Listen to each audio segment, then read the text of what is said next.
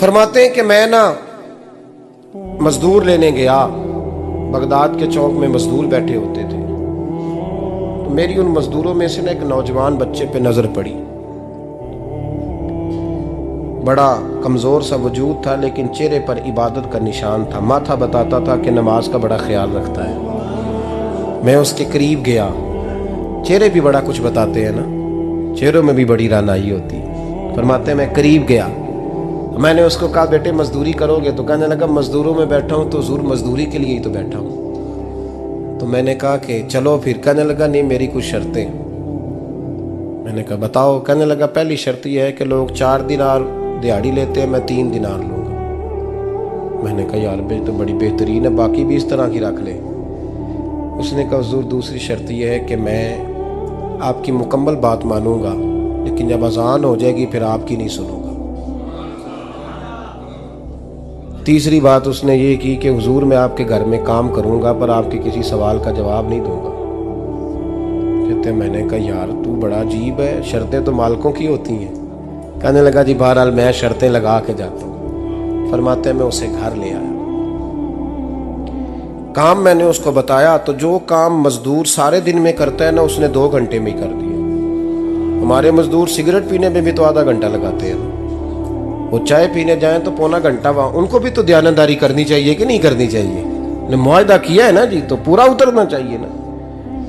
कहते 2 घंटे में। अब काम जब बंदा शुरू कराता है तो काम और निकल आता है। कहते काम मैंने उसको और बता दिया, वो करने लगा। उसने मिट्टी निकाल के रखी थी बाहर रास्ते में, तो अजान हो गई जोर की। उसने वहीं कुदाल छोड़ी कही और चलने लगा। तो मेरा बेटा कहने लगा इसको जरा बराबर कर दो। कहने लगे चुप कर जा, तेरे बाप से बात हुई थी, जब अजान होती है तो मैं किसी और की नहीं सुनता, सिर्फ अल्लाह रसूल की सुनता हूँ। कहते मस्जिद चला गया, नमाज पढ़ के आया तो दोपहर का वक्त था। मेरी बीबी कहने लगी इसको को खाना खा ले।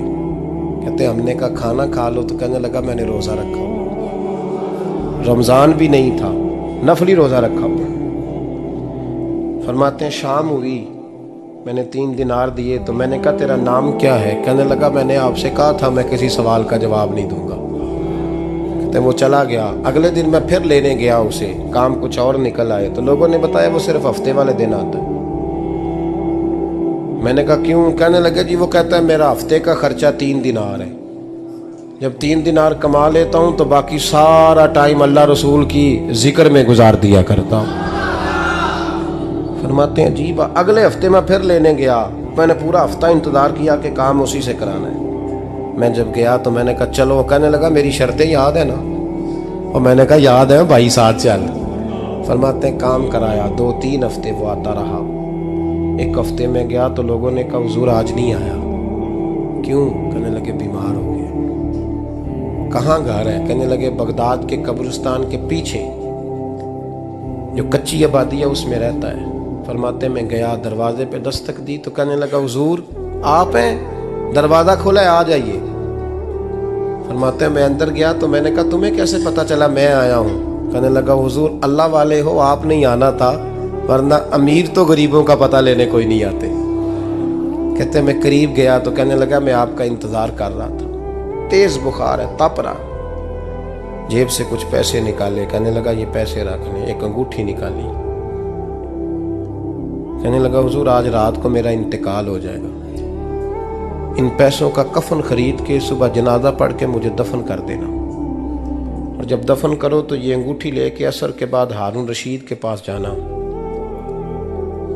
आप उसे कहना मैंने मिलना है पर वो आपको टाइम नहीं देगा।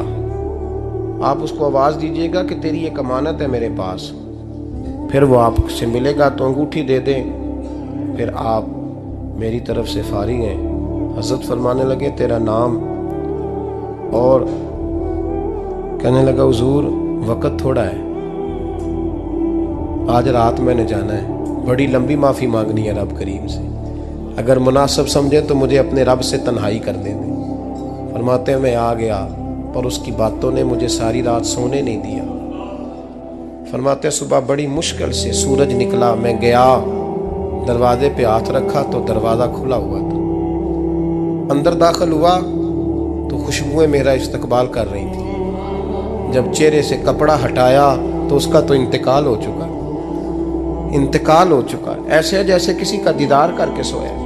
कहते मैं तो 2 आदमी ले गया था जनाजे पे, पर पता नहीं दुनिया किधर किधर से आई, कहां कहां से। अखां जदों मीटियां जमाना मैनू रोवेगा, अपना ते अपना बेगाना मैनू रोवेगा। फरमाते हैं मैं तो 2 बंदे ले गया था, पर पता नहीं मखलूक कहां कहां से आई। जनाजा पड़ा, दफन किया। हारून रशीद के पास में असर के बाद गया, मैंने बुलाना चाहा पर बादशाह था, मेरी तरफ देखा ही नहीं। मैंने उसको कहा तेरी एक अमानत मेरे पास है। फरमाते हैं वो मुझे कोने पे ले गया, क्या बात है, कमरे में बुलाया, मैंने अंगूठी दी। हारून रशीद तो चीखे मारने लगा, कहने लगा अंगूठी वाला कहाँ है? मैंने कहा वो तो इंतकाल कर गया। कहने लगा मुझे कब्र पे ले चल। कहते मैं कब्र पे लाया तो वो लेट गया, तड़प के रोने लगा। मैंने कहा मेरा कलेजा फट जाएगा, ना उसने कुछ बताया ना तूने बताया, ये कौन था? तो हारून रशीद कहने लगा ये मेरा बेटा था। मैंने कहा तेरा बेटा और मजदूर? कहने लगा हुजूर ये हजरत दाऊद ताई के पास बैठा करता था, उनका मुरीद था, मुझे रोज कहता था अब्बा तूने बड़ी दुनिया इकट्ठी कर ली है, मरते वक्त तुझसे टांगे समेटी नहीं जाएंगी, इतना हिसाब नहीं तू दे सकेगा। मैं इसको समझा देता, इसकी अम्मा समझा देती। ये रोज हमें कहता छोड़ दो, आ जाओ अल्लाह रसूल की बारगाह में झुक जाएं।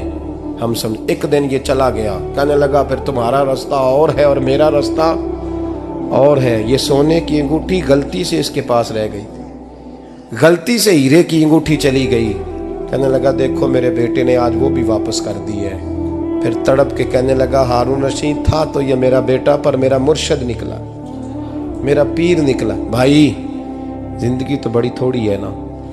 बाबा साहब ने कहा था उठ फरीदा सुत्या, और दाढ़ी आ गया पूर, अग्गा नेड़े आ गया, पिछा रह गया दूर। उठ फरीदा सुत्या खलकत वेखन जा, मते कोई मिल जाई बख्शिया ते तू ही बख्शिया जा।